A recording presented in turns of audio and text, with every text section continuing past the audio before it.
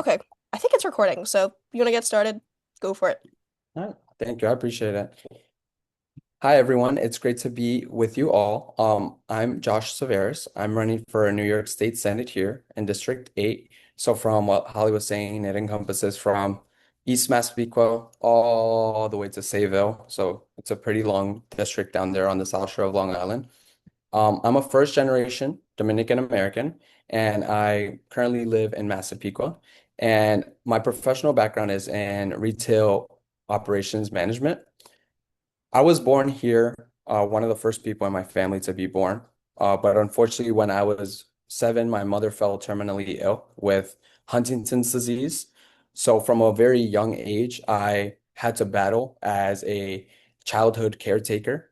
That was the main thing that, really encompassed my life at that time. And when I was 16 years old, I unfortunately lost my father in a boating accident. So I kind of was raised almost an orphan because I didn't really have my parents there for myself, which made life a lot more difficult. Growing up here in New York, Long Island specifically, is very difficult in so many various ways.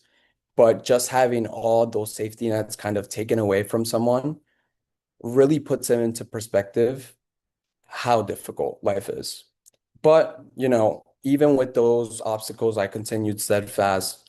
I was still able to graduate from Stony Brook University. I graduated at the top of my class. Um, I got accepted into many great universities, but I could not afford them at all. When I saw how much they were telling me, they're like, we'll give you this much money and you only have to pay this much money. And I was like, I have $0, so thank you for the offer. But that's why SUNY was my best bet, which is why I graduated from Stony Brook there with my bachelor's, which I'm super grateful for to be a first generation graduate in my family. But most politicians, today talk in abstractions, but I speak in logistics. I spend my days solving operational failures, managing budgets, and leading teams to success. And I'm running because I'm tired of seeing our local government run with the same inefficiencies that would get a business shut down in a week. We need a different approach. We need it now. I'm also thrilled to share some exciting news about my campaign. I've officially been endorsed by Planned Parenthood, which is very exciting. Reproductive freedom is a non-negotiable, and I'm honored to have the backing of an organization that fights every day for bodily autonomy and, more importantly, healthcare access. And this partnership is a testament to the fact that we're building a serious, principled campaign that stands on the right side of history. And that one came after some very long time, the Planned Parenthood endorsement. It took a very long time to wait, to go through the interviews as well to be in front of the board when there's like 20 people in front of you. That's such a terrifying thing to get through. But for them to give me the endorsement is I'm very, very grateful. But I also recently hosted a meet and greet on Fire Island this Sunday, and it was honestly a reality check. Don and Alex were so generous enough to host me at their home in Dunwood, along with Creasia, who does an incredible work running elections in Ocean Beach. And it was a beautiful example of a community that truly cares. But the conversations that were standing out the most to me for the Fire Island community was that it runs on the back of immigrants. They are the hotel staff, they're the restaurant workers, and they're the backbone of the island. Yet they're being targeted. People are being snatched up by ICE right by the court. They're even waiting for them when they're just trying to file some basic paperwork. And it's genuinely terrifying. It's targeted and it's a moral outrage. And seeing a community stand up for their immigrant neighbors and recognizing that they contribute just as much was so powerful. And that same sense of insecurity, the fear of being targeted, is echoed across Long Island. Parents told me they love Fire Island precisely because it's car free. It's a rare sanctuary where families feel safe from the constant looming threats of outside world. That desire for safety is the theme for of our generation. And we are a generation living in fear, fear of our own neighbors being taken, fear of our own economic instability. But let's talk about the reality for a lot of young people today, specifically because, I'm Gen Z and a lot of you are probably also Gen Z. We have people graduating with bachelor's degrees, master's degrees, who are applying to hundreds of jobs and getting nothing. They're forced into minimum wage jobs despite being highly overqualified just to be able to pay rent, to buy food, and to get by. And I don't know about you, but there's nothing more soul crushing than having so much pride to work so hard to graduate with your bachelor's, with your master's, whether maybe you're a first generation student who was the first person in your family to graduate. And now with everything going on, you can't even get a job. That truly hurts. And the infrastructure in New York doesn't help. We're so reliant on cars that if you don't own one, you're effectively trapped. Your opportunity of those jobs decreases by tenfold. But owning a car now comes with $1,000 a month price tag when you factor in gas, maintenance, and the predatory insurance rates here in New York. The insurance here is insane. And to make it worse, everything is getting more expensive. We see gas prices soar. We see a state budget that isn't helping families put food on the table. And instead of focusing on that, we have fear mongering on our streets. We're hearing talk about ICE agents being stationed at voting sites now, come for the November election. Whether they show up or not, the message is clear. They want you to feel scared. They want you to feel like your vote doesn't matter so that you stay home. But they're wrong. I'm running to be a representative for Gen Z and the younger generation. And here are just some of the things that I would push for and some of the things that I've noticed, like I was mentioning. Education here. I think the biggest thing right now is just defunding education overall. Even with the big, beautiful bill that Trump just signed, he had signed into there that with donations made up to $1,500, that money can be subsidized with our taxpayer dollars and be given to private schools and taken away from public schools. And Kathy Hochul just went to say that she approves of this. You know how sad that is? We need to invest in public education because public education is the forefront. New York has to have the strongest education so that we can show what the standard is.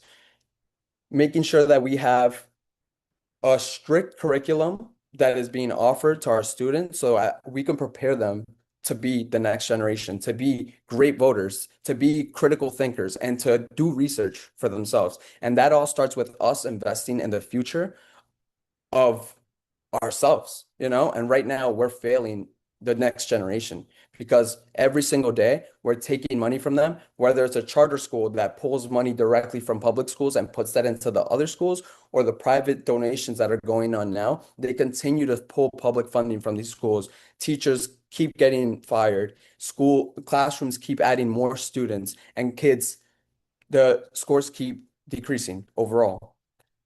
And that's not good. And not only that, but when we look at college too, we need to kill the debt trap together overall. My goal would be to make SUNY free for any family that makes under $125,000 because again, investing in our people is what we need to do as the great state that we are. When we speak about transit now, I would love to be able to subsidize the LIRR tickets to make them more affordable for students and seniors who are the ones who need it the most. There's so many seniors who they need to get to their doctor's appointment. They need to get to potentially the library, wherever they need to go, maybe to go vote for that day. And they potentially don't have a car to drive. And again, with the infrastructure on Long Island with public transit, it's not the best. And them having to pay so much money just to take the LIRR, and the tickets continue to increase. They continue to increase every single time. Healthcare also, we need a system for all New Yorkers that's actually cheaper than what you're currently paying in taxes and premiums. And right now we're at a precipice where we have so many Democratic senators and assembly members that we can vote for health care for all New Yorkers. And it would be cheaper on our taxes than what we're currently paying right now. That difference that it would make to have so many people not worry about where they're getting their insured would make New York again put us on the map as the great state that we are because we always have to lead in these values. We have to lead to put our people first. And another thing that I would love to push for is for a state mandated hospice support for immediate family members. So no one has to choose between their job and their dying loved one.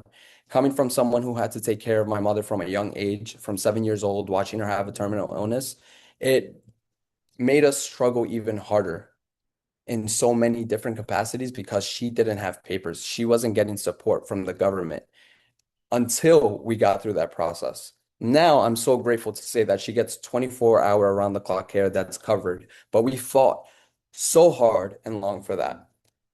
If you don't know what Huntington's disease, it's very specific, it's very rare. It's like Alzheimer's and Parkinson's combined. So my mother cannot walk, my mother cannot talk, my mother has to eat through a feeding tube. And then the state was still saying, oh, she just needs 8 hours of care. She cannot take care of herself for the other 14 hours in the day. So how does that make sense? You know? And we had to fight for that to show that she can't fend for herself. She can't even walk. And then they were like, okay, we see how bad this disease is. We will now allow for 24-hour care, but it should not be that difficult. Coming from a family who doesn't speak English, I had to translate everything for them at all times, whether there's a doctor that wants to call, whether I have to speak to hospice care, I'm the first translator for them, and that makes it more difficult as well. But now, with us being the caretakers for her, that keeps the money with us and allows us to take that time away rather than leaving our job to take care of them. And then lastly, I will say that I would just be a warrior against intimidation tactics, fortifying our government safety nets to protect every New Yorker, regardless of status. But I will say we have raised $4,000 so far. We're on a third of our way to our $12,000 goal to unlock state matching funds. Every dollar is an investment in this vision, and we're also starting our canvassing and phone banking. And I need all of you, if you are possible, if you want to intern, if you want to volunteer, or if you just want to help us get the word out, please join the campaign. We're showing people that what a real representative looks like, someone who uses the government for good. And if you guys would like, I'm ready to take the questions as well. Holly, if you have them. Yeah, first I just want to say like you're so articulate and it's so clear that you've done your research beyond. This is one of the first times when I'm listening to a candidate, and obviously, there's so many great candidates that I've been going to events for and things, but you just lay down exactly what you want to get done with very specific examples, um, in a way that I think is just really, really amazing. So, like, just I was very moved by that. Good. I want to because I feel like you were really in your flow. I actually want to open the questions to everyone who's here first, and then we can go to the questions that were submitted beforehand. So if anyone has any questions here now, we can do that. And if not, we'll move on to the ones from before.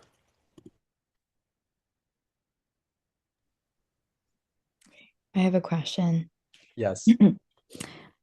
So what would you say to the upcoming youth or people who are in college or about to graduate high school? What would you say to them um to get more involved into politics and like especially for kids who are from the immigrant communities? What would Mhm. you say? I would definitely say just get involved with any type of local campaign, I would say. I think that a lot of times these campaigns seem a little further out of reach than we think, but there's so many people running so many different campaigns as well. Um, but I think that just like for example, I think Holly worked on Englebright when you were in high school, right? It was while I was in school part of the time for college, but I've yeah, some stuff with high school. Like you usually can get involved while you're in school. Yeah, and I think that that's just like not being reached out. I think also it's kind of like I kind of gone through it too because I've wanted to go to high schools, but then my team is like, they can't vote though. And then I'm like, "Ugh." So I feel like it's this hard middle ground where it's like they're not reaching out to those groups, which is kind of sad because they tend to be the ones who have all the energy and are so eager that they'll knock a gajillion doors, they'll be like knock, knock, knock, knock, knock, and they have all the time in the world. But again, I just think that in terms of like resources, they're like, okay, but I'm not going to get any voters out of this. But I definitely think that they should go to apply for campaigns, but also I think just get excited about little things. I remember when I was a little kid, I don't know about you guys, but they would do the school budget, and I didn't care about that because I don't think I could vote for that. But I don't know about your guys' school, but they would let us vote for the next year's school lunch item that we could like add or pick. I was like, wow. I was like, wait, actually, I can make a difference here in my own school menu. That's exciting. And I would get so excited to do that. So I think also just giving them maybe some type of leeway into different ways. And they would also do it with a school art show where basically I was like in elementary school, I think, in like fourth or fifth grade, and they would show off all the art that we did while they allowed the people to vote for the school board, and then we could vote for those menu things. So a little bit of everything going on too, I think helps. But I do think in general that there's not a lot of activity when it comes to voting in those immigrant communities, especially myself. Like I have to fight my family members even now. Like I have so many cousins here that came from Dominican Republic and now they have their citizenship or vice versa. And like they could care less about my campaign. And I always try to get them to vote. But I feel like there's so many factors to it, coming from Dominican Republic, what the US did in the 60s when Trujillo passed away. They kind of just came in and took over and then just started doing a bunch of awful things. And when there was a very good democratic socialist leader that was coming up, they killed him. They assassinated him.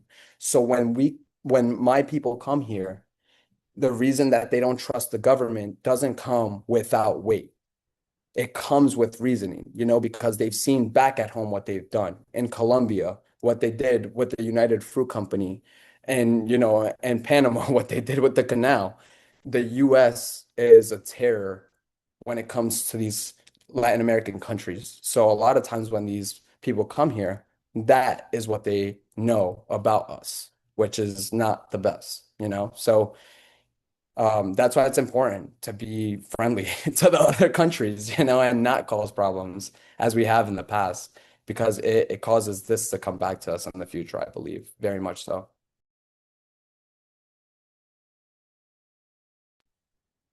And then I have another question. Go ahead. Um, so as someone who probably is the youngest person in the room, what advice would you give to others who probably will have like imposter syndrome or, stuff like that? What's your advice for other young people in the room? I like that. That's a very great question. I think it all depends on you at the end of the day, but I think sometimes you just kind of have to run down and just remember that you kind of deserve to be there. I was having that too. Just before I hopped on to do the speech for all of you, I was like getting nervous and I was like just having to think like I'm running for state senate. You do this all the time. Just breathe. But I think that you kind of just have to like reinforce who you are sometimes. I know my campaign manager wants me to go in the mirror before I do anything and be like, I'm a star and kind of stand there and be like, I got this. And I don't know, it kind of just depends who you are. For me, music really does it for me. A really great song can really just kind of put me in a mood where I'm like, I'm definitely that person. My confidence is as high as it can be. And that's why I love music. For me, music is like one of my most favorite things in life. But I definitely think it just depends as well too.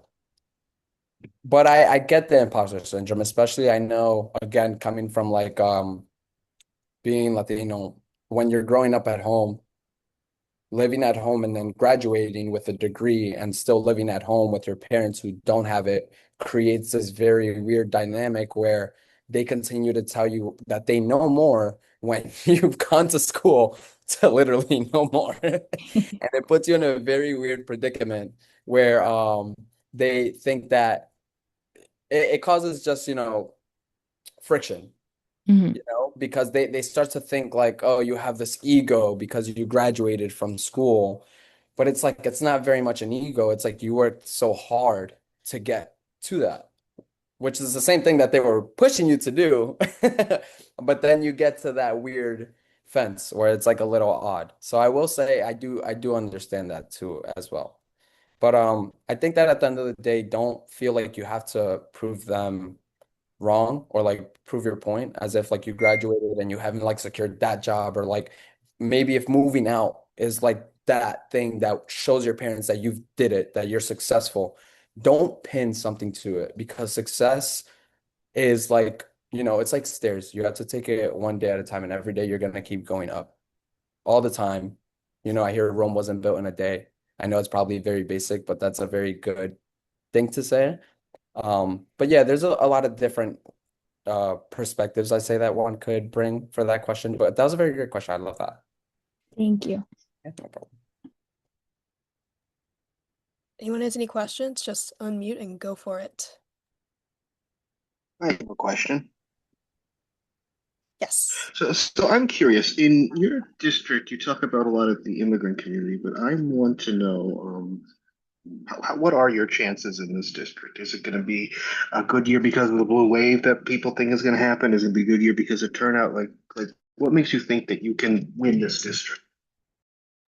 Yeah, so I would say if we're talking just basics, like let's say that the political climate doesn't exist that we're in right now, probably no, I wouldn't win.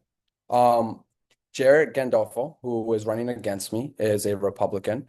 If you don't know, previously in my seat, Alexis Weeks was a Republican state senator. She's been in the seat for 3 terms, which was 6 years. She she has been voted in. Where was I going with this? Sorry, I just lost my train of thought. Oh yeah, Jarrett was assembly member for is currently the assembly member for Assembly District 7. He does not have incumbency in the seat, but he has adjacency to incumbency because he's currently an incumbent. However, with the seat being completely open, that gives me a big advantage, a very, very big advantage. But he knows the ins and outs of the system. He's worked there before. But if we add in that political climate, I believe with everything that's going on, people are frustrated right now. People are upset. People are tired of turning on the news every day and hearing the same everything. It's perfect. It's purposeful. It's to make you feel like there is no hope. It's to make you feel like why even vote anyways, because it's not going to make a difference. Because when they make you think that your vote isn't going to change anything, that's when they win. And that's what they want you to think. But voting does make a difference. God, Josh, I have a question. Um, I'm still learning, like how politics work and everything like that. When I looked you up, it said that the Democratic primary scheduled for June 23rd was canceled, right? So that means what does that mean? So you're you're automatically going to the November elections? Okay, So there's a yeah, primary. So yeah. when there's a primary, which is earlier in the year, it's when all the can. So first you have to petition to become a candidate. So Mm-hmm. you have to get a minimum of 1,000 petition signatures in your district so that you can be on that primary election. So for example, for Congress, we had Pat, we had myself before I dropped out and pivoted to Senate. We had Jess Murphy, and we also had Pat Garrett as well. So a bunch of them petitioned and got signatures, but then they didn't have enough, which was at least 1,000. So Pat had 1,000 and plus something. So Pat became the candidate. And if Pat had another person also get a minimum of 1,000, there would be a primary where you would vote for different candidates, whether it's a Republican primary or a Democratic primary. You vote for a different amount of candidates for who you think should be the person to run in the general election. So since I was not challenged, which means nobody ran against me, I automatically moved forward to the general election as a Democratic primary nominee. But for Senate, that's what I'm Yes, a little for New York State Senate. not House of Rep. No, yes, I Okay, dropped out last year, last December. okay. Okay, that's something I could just okay, like study on my own. But um, so what I mean, I think I wrote this question down. I wrote this question, but I don't maybe Hollywood had said it, but I just want to ask earlier on, like, why do you like, what for you personally, like, what makes like Long Island special to you? Like, why, like, with all this, like, like, obviously there's like a good blue wave going on, but there's still a lot of conservatives. There's still a lot of MAGA, like Trumpers and all these guys. Like, what makes you want to stay? Like, you're 26. But like there's like more other places to go. Like, what makes you want to stay here and fight and do all these things? Um, I don't know. That's a great question. Well, I think honestly, I'm genuinely really a New Yorker. I love New York. Like, I'm a New Yorker. I love it here. I've traveled a good amount to a good amount of states, and genuinely, I don't think that I would want to live anywhere else but here. There's a different type of energy here. The people here are just eclectic. I love it here. There's nothing like it, from the food to the people to the culture to how aggressive everybody is when they're driving. It's like there's no other place like it. But there's also a lot of things that's wrong with it. For us to be call us the greatest state, for how much people put us on a pedestal for the great New York City that we are, that we have, but that includes all of us. We can be doing so much better. And I just think that to grow up and live on Long Island, where I've seen so many people of different walks of life, different colors, and all shapes and sizes, the fact that there's never been any type of representation that actually reflects what everybody looks like is disheartening. The median age, I believe, is 43, maybe 42, and that's not the median age that we're looking in, New York State politics for anybody that's in there right now. So where's the representation for the younger people? And with a lot of the things that I've just gone through, they're very personal to myself, whether I've struggled with, growing up in poverty and no money, growing up with government help from food stamps to getting the free food to, to Medicaid, to having the government help that we did. All those systems are the same reason why I'm here. And I would hate to see anybody struggle the same way that I did. So I think that the best way for me to give that back is to continue that, continue to raise it up. I grew up in one of the worst towns on Long Island that's segregated by de facto segregation, where the towns next over to me are whiter, have more funding for the education, and have higher test scores overall. But my school was underfunded, had less AP classes to take, had less teachers, had more students in the classes, and less funding overall. And most of the kids that I went to school with are not doing so well now. That is set up a lot of times here, sadly, and that's not okay. I think that we need to make sure that we're investing in everybody equally. That's great. Thank you. All right. Any questions? Anyone else? Okay. If anything comes up, just raise your hand on the Zoom and we will get to you next. But I'm just going to go through some of the questions that were submitted. So we talked a little bit about, being the youngest person in the room, but this is a specific question. Any advice for someone who is Gen Z that would like to run in the future? Definitely get involved 100%, like I mentioned in those campaigns, because that will teach you so much, 100%. But just get out there and try it. Don't be scared. The worst thing that you could do is you lose. And so what? It's not that big of a deal. You try again. It's not the end of the world. The best thing that you could do is run. And if you lose, all that experience, all that growth, all that push, all that strength that you've gained from pushing is the best part, because that's what you keep. That's what you take away from the experience, whether you win or lose. The growth, the change, and everything in between that you get from the experience is what makes it. But I definitely think that you should go for it. So many people tell me all the time, "Oh, why you're so young, this and that." But we're the ones who are going to make a difference. And all the time. I think you guys have probably seen this a lot recently. If we have a retirement age because people are not good at working at some age anymore, why is that the medium age in our government? It makes sense if we have the younger people again. We're eager, we have the energy, we have the ideas, fresh out of school with all this time. So I think that a lot of people would agree that it's our turn.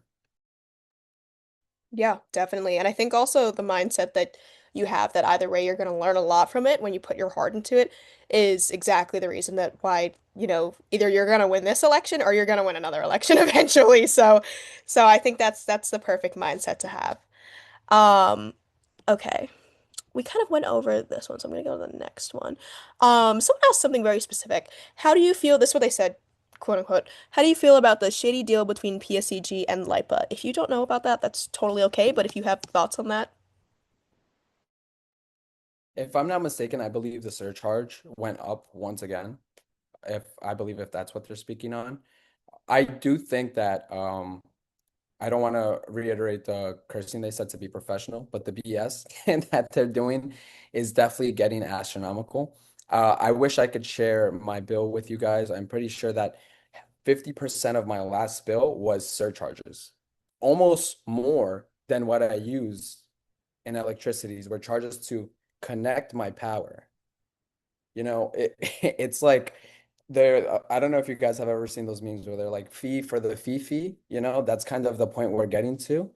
And it's just, again, I think coming in and seeing what's going on there, making sure that there's not excess waste, because I think that's another thing that New York is very known for.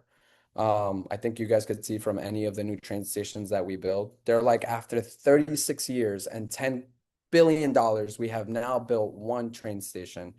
So I think we have to find the perfect medium where we have a lot of unions and it's very expensive to do things here, but I think that overall we just have to bring those costs down because I think that's the biggest problem, genuinely. And you could see that when it comes to PSEG with the surcharges. I don't know if any of you guys pay those electric bills, but I hope they don't haunt you guys whenever you get to that age to pay them.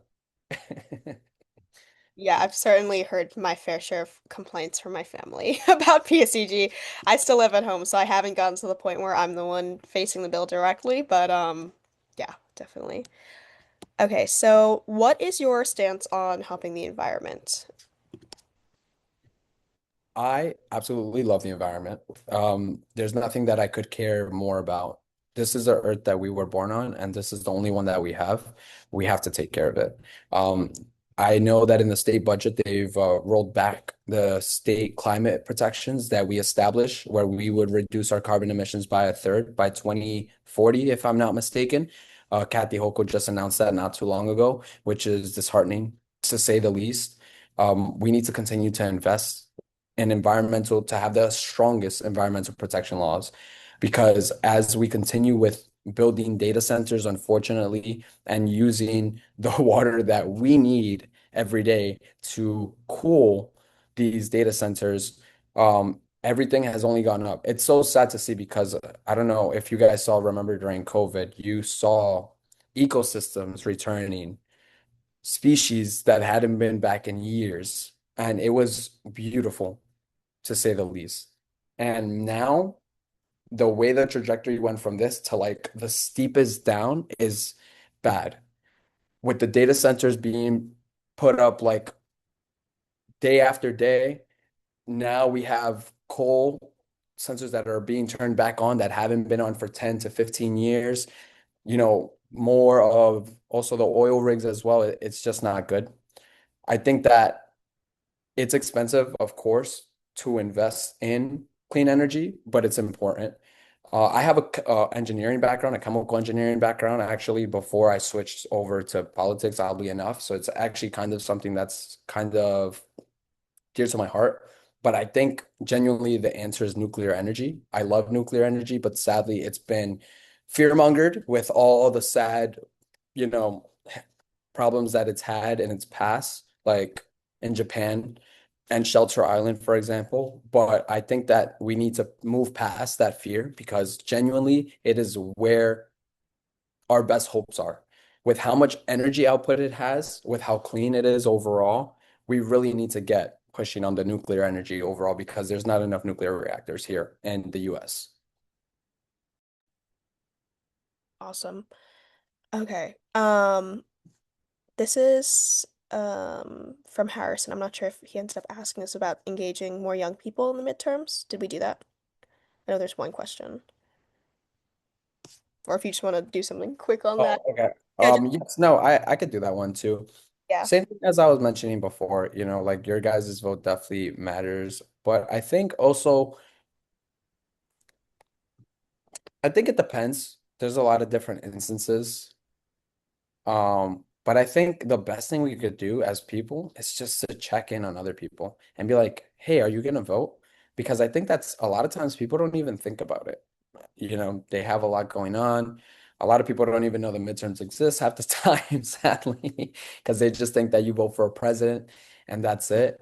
But I think it just takes for us to ask, hey, who are you voting for? Do you know the elections coming up? I know most New Yorkers probably don't even know, excuse me, that there's a primary coming up on June 23rd for wherever you live as well. So I think continuing to get that word out to show people that you voted, maybe ask them when they're gonna vote. Maybe ask about who they voted for, if maybe that's not too scary of a topic to cover. Um, but I would say that, yeah, definitely. Yeah. I would make it a vote. I That's another thing that I would do too. I would make voting day a day where everybody should have off, I believe. I think it makes no sense that most people work or have to go if the Or it kids makes have. a lot of sense. Oh, it's like if we have to vote and it's our right, Yeah, it would make it a lot easier if everybody could have that day off as a national holiday, as voting day, and we could make a whole party about that. We do 4th of July, we make burgers and fireworks. We just have to add some party things to it, and we'll start it, get it going.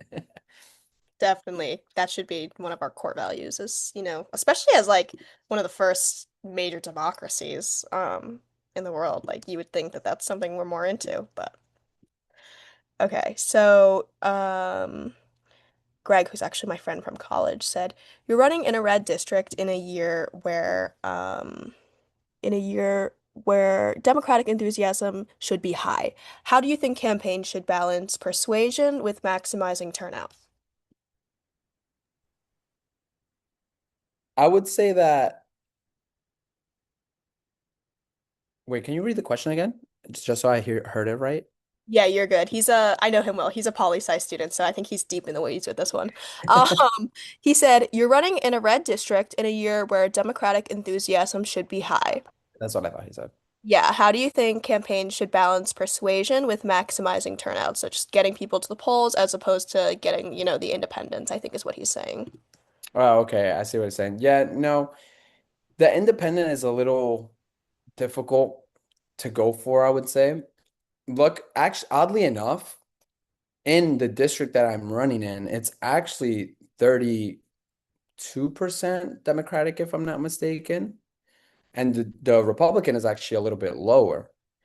But Republicans, once again, just have this machine where they're all on the same page. They get people to get out and vote. That's why they win these elections. They know when it's a midterm, and they're gonna make sure that they vote for their whoever the Republican that's on the ballot. But I will say that I think that we're focusing a lot more on just persuasion for the masses and just definitely targeting more Democratic voters. I think overall too, there is a big gap of people who don't vote in New York, sadly, because people automatically assume mainly that because we're New York, it's just going to be blue because a lot of people don't know how politics works and they think that if they just, vote for that person, it will work out. But it's important that we educate them because that's not how it works. And this is why consistently we see that there's a Republican in the district that I'm running in the Republic where, Jared Gandolfo is, when there's so much, Democrats, one would say, or if you can even feel like where in this place where I'm from, it feels very Democratic. I think that more people that you meet are democratic. They're more liberal. They're more accepting of things rather than the machine of people that you see. But then when you see that place where you live and you see that it's red, it kind of makes you question, is it safe? You know, is it truly what I think it is? But it's just again because I just don't think that there's that voter turnout. So I definitely think that just focusing on the Democrats and again with the Latino community being, I think, so underrepresented overall. I think that them never having someone that genuinely represents them, but me being a candidate who speaks Spanish and being my first language, I think that I'm at this special position where I can genuinely come and show them that I am one of you. I speak the same language that you do, and you need to vote because it's going to make a difference. Because just with the power in the POC communities, with the immigrant communities, Latino communities, you could win these elections, but they don't go out and vote. Why? Because they think it doesn't matter. They think it doesn't work because the Republicans have won already in their head. They've already taught them that it doesn't make a difference. And that's why they didn't go out and vote. And then putting ICE agents at the polls for election day doesn't help either, you know? Yeah. Um, okay, so then the final question that I have here is what are your thoughts on ICE affecting communities? Kind of goes hand in hand with what I was just finishing as well, too. I think it's the worst thing ever. I think it's very sad to see. They target people who don't know, who don't even speak the language most of the time, that don't know what their rights are. And just what they're going through is just so sad. The stories of people being sent back to sometimes countries where they're not even from, and then they have to be processed and wait and sit for days and months on end just to be sent back to maybe Mexico or Ecuador, or whether if it's they've been sent to a prison back to where they are at home, or they've just been separated from their family. Children who once their parent is separated, now they have to represent themselves in when they go to court in front of the immigration lawyers. That's like absolutely sad. And it's just so disheartening, like I was mentioning. And they do it a lot, like I was saying, to get you upset. But the only thing we can do is continue to protest, continue to talk about it because they don't want us to talk about it. They continue to bring up a war, bring up the gas prices, and they'll do anything to continue to make you get your mind off of that. But we have to continue to stand up. I continue to tell everybody that I speak to, I think that New York is so beautiful when it comes to what's going on with the ICE because first, shout out to Mamdani for protecting the city. That's the most beautiful thing. But besides that, if you guys have ever seen any videos of ICE agents here, most of the time, everybody gets out, whether it's the car, whether it's the house, they all stand by that agent, by that car, by that person, and they will use whatever it takes, any means necessary to get the whole neighborhood there to make sure that that person doesn't get taken by ICE. And I think that it's so beautiful how much New Yorkers care about each other. We're the same place where, we're like a-holes to each other when we're walking in the city and everything like that. But we still care about each other at the end of the day enough to make sure that our neighbors aren't getting taken by ICE in the middle of the night. But I would do absolutely everything and anything to make sure that A, the police are not working with ICE in any way, shape, or form, whether that's sharing information, but also standing against it too, and making sure that there's absolutely no detention centers on Long Island and specifically not in Senate District 8, especially not on my watch. I would not allow that. Thank you.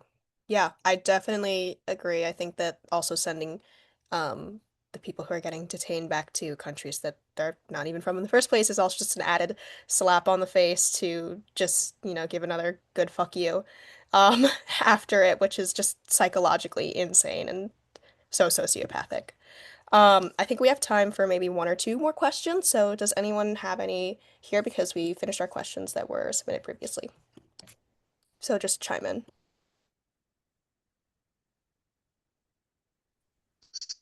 I'm curious. You mentioned that one of the Long Island. Sean, so it's breaking up a little bit. Could you do you want to maybe text it, or I bet in the chat. if you could like turn it off if you're traveling or anything? It's just a little bit hard to hear. I think he's probably typing it right now. Oh wait.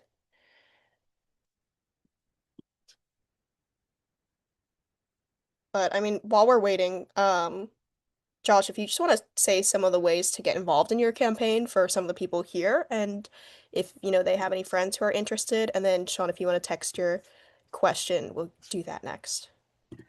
Yeah, if you guys want to get involved, there's a few different ways. If you would like to apply for the internship specifically, that can be found in my link tree on pretty much like all my social medias, I'm pretty sure. That link specifically is a Google form where you can apply for the internship so we can get you credit if you're in school. But if you just want to help out, if you want to join the team, I would say you can do one of two things. You can either just reach out specifically to us at our email, which would just be pr@joshtaveras.com. I can also type it in the chat if you guys want, but also on my website, joshtaveras.com. I'll also put that in the chat. You guys can go there, and as soon as you go to the website, it'll come up where you can put in your information and you can put if you want to help with phone banking, canvassing, maybe if you want to do um, events as well too. We can see whatever works best for you, but we're taking all the help we can get, especially with the canvassing and the phone banking coming up soon. We're definitely going to need all hands on deck as that's takes a lot of people, of course, but we definitely are filling different spots for a bunch of different things too that I always when I speak to people and they want to join the team, I always ask them like, what are you good at? Because there's a bunch of things that we can have people also do. But not only that, I think that sometimes people might be really good at one thing, but they don't realize that they can apply it to another thing, which is always my favorite. So I think that's why I always love to ask people like, what are you really good at? Because then we could see like what can we do with that. But yeah. I think that's definitely the best way to get in contact with the campaign if you guys would like to join. Okay, awesome. And we will also include all of that in a follow-up email too, with the internship program and the links for everything. Okay, so Sean's question, we're gonna end with a fun one. Fun question. You mentioned you liked the food on Long Island. What is your favorite place to eat on Long Island? Wow, I've never been so excited to answer a question. Okay. Park Avenue Grill in Amityville is so good. So, so, so, so good. So, so, so, so good. I will also say there's another spot that's in Copeg or slash Amityville too. It's called Mi Tierrita or like which is like my dirt. It's so weird, like way to translate, but it's really good food, trust me. I will also say, I'm trying to think of the other places What that is the stand right out to me. translate to? Like, what is it supposed to be versus, or is it supposed to be my dirt? No, it's like my land, Oh, technically. That's like a direct translation. It's like I was my like, what was the goal? Like, not, not a good name pick, but they have great food there. I'm trying to give a little different variety. Mama's in Copic, if anybody's ever been there, they definitely have the best pizza on Long Island. I'm super biased. If you guys haven't, you have to go there. The pizzas are as big as my head, and they come with chicken that's like huge. They put like the whole chicken on the pizza. I swear, the whole thing. And I'm trying to think of what else. What other places have I gone to that are like really stand out?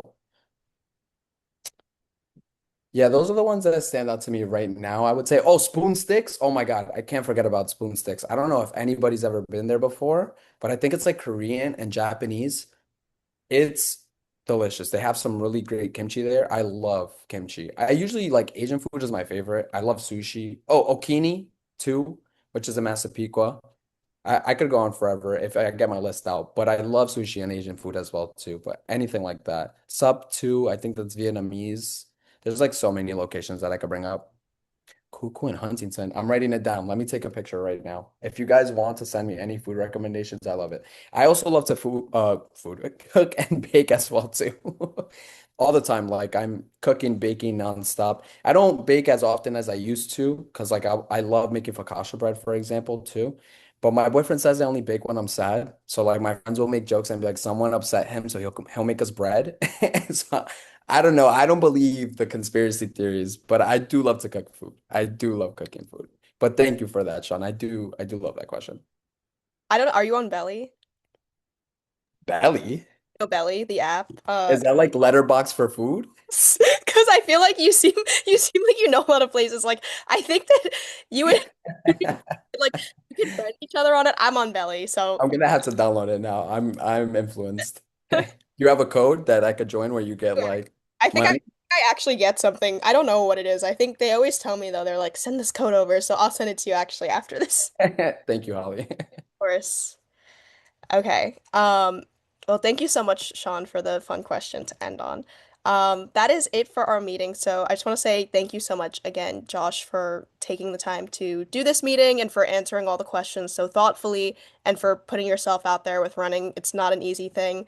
Every single person who runs for office, like, I think, you're really putting your heart and soul and your entire life for the next couple of months on it. So we really appreciate it and you giving people the choice, which is, just an ultimate gift in a democracy. So thank you so much for that. I'm gonna send a follow-up email to everyone.